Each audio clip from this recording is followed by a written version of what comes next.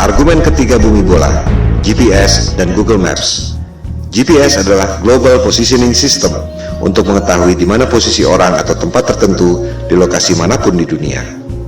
Disebutkan bahwa orang yang ada di ujung barat tak dapat mengirim sinyal wireless ke orang yang ada di ujung timur karena terkena lengkungan bumi.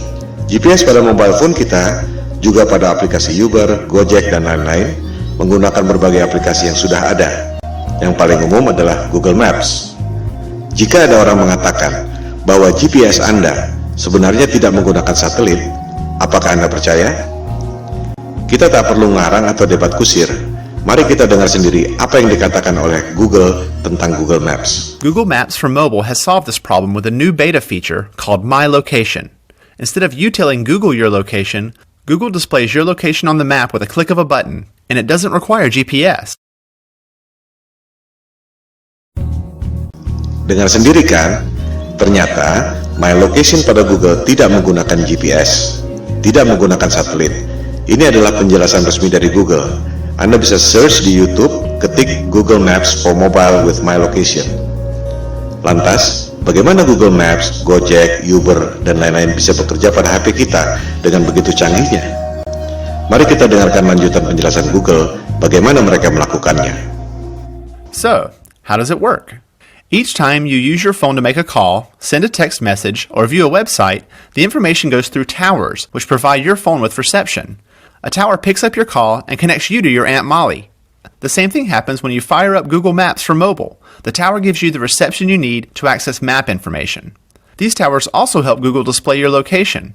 Each tower has a unique footprint. When you access My Location, Google calculates an estimated location of your handset based on the unique footprint of nearby towers. It's not GPS. It's not GPS. It's not GPS. Dengar sendiri kan?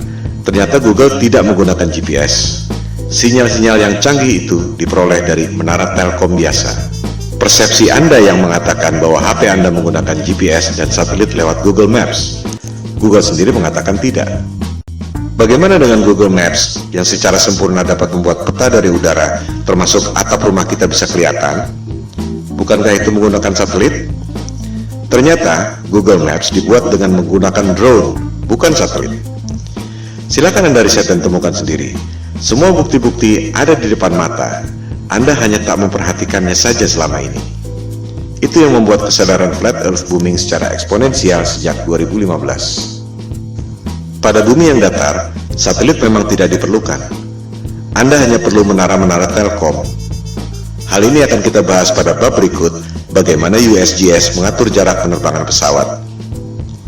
Pertanyaan yang mind-provoking adalah, jika Anda bisa dapat uang 1,5 triliun rupiah untuk membuat satelit, padahal sebenarnya Anda cuma keluar biaya bikin tower 150 juta, keuntungan 10.000 kali lipat, dan orang tak ada yang tahu, Anda mau atau tidak?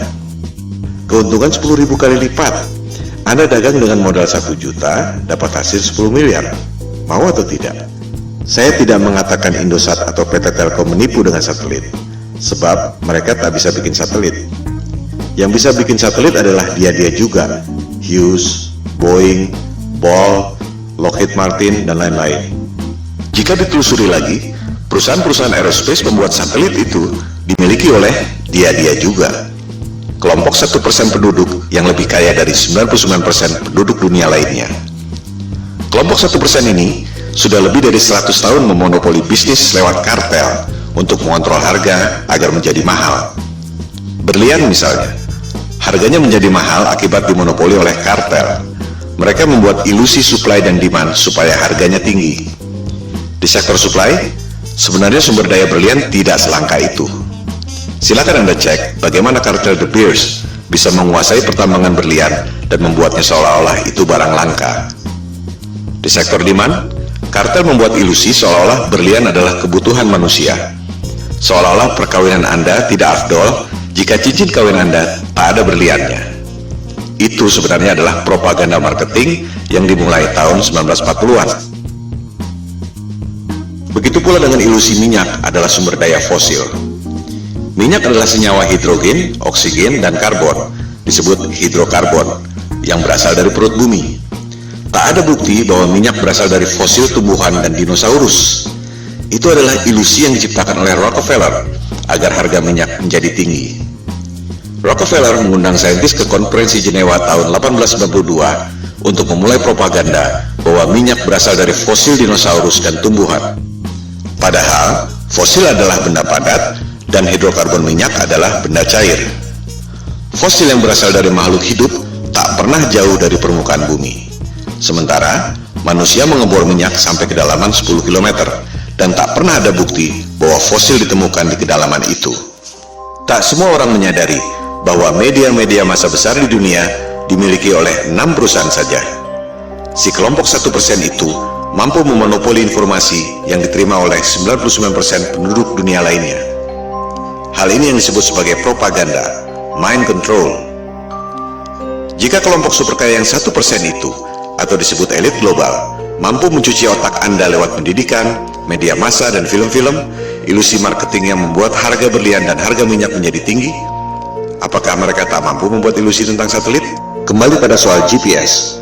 Tak semua orang menyadari bahwa GPS digunakan sejak tahun 1973 yang merupakan bagian dari teknologi militer. GPS berasal dari teknologi sebelumnya yaitu LORAN atau Long Range Navigation dan Decca Navigation yang digunakan sejak Perang Dunia Kedua. Of its equipment, which makes it very easy to operate and maintain once you understand a few fundamentals. To provide worldwide coverage, the Omega system will use 8 VLF transmitting stations.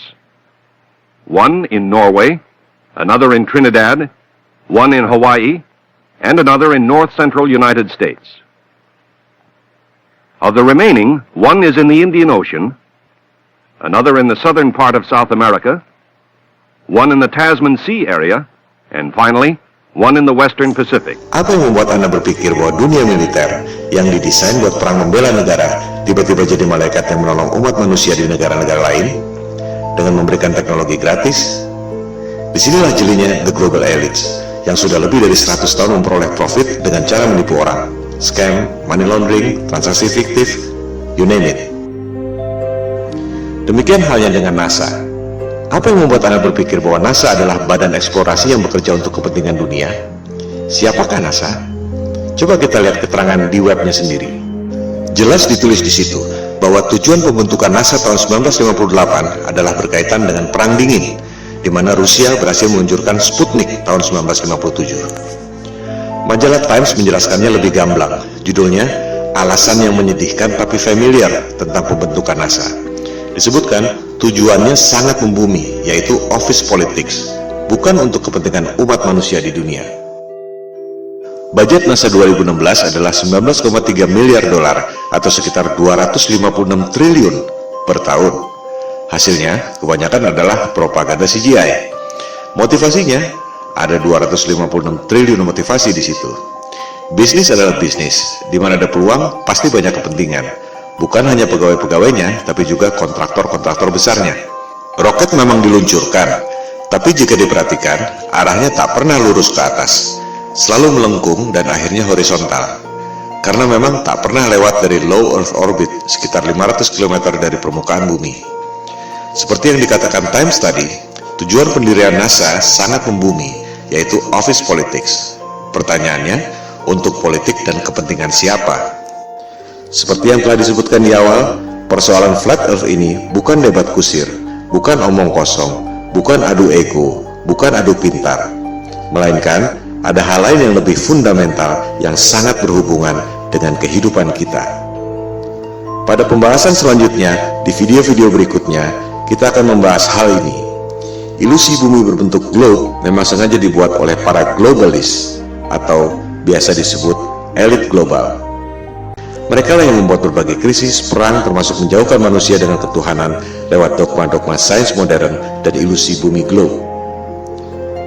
Kita sebenarnya tak perlu bayar biaya telekomunikasi mahal-mahal, tak perlu bayar listrik mahal-mahal, tak perlu bayar bensin mahal-mahal. Teknologinya sudah ada dari tahun 1898, dibuat oleh manusia paling jenius yang pernah lahir di muka bumi, yaitu Nikola Tesla.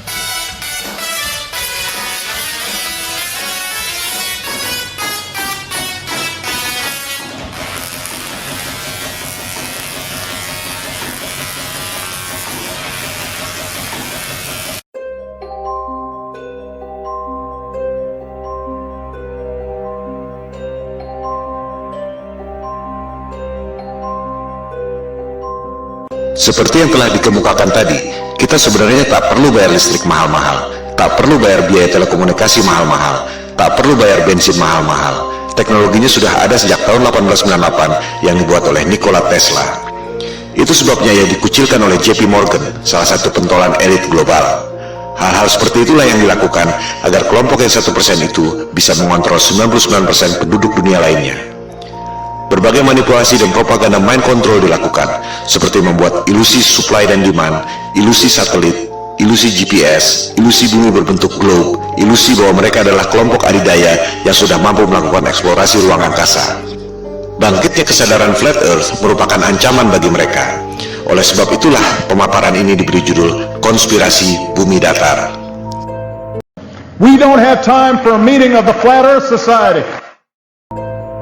Soal foto-foto CGI, satelit, dan GPS yang sudah kita bahas adalah soal teknologi, belum masuk pada sains yang sebenarnya. Kita akan membahas pada episode berikut. Sementara ini, kita tutup argumen GPS dan Google Maps dengan fakta bahwa Google Maps dan GPS tidak menggunakan satelit, melainkan menggunakan menara telkom biasa.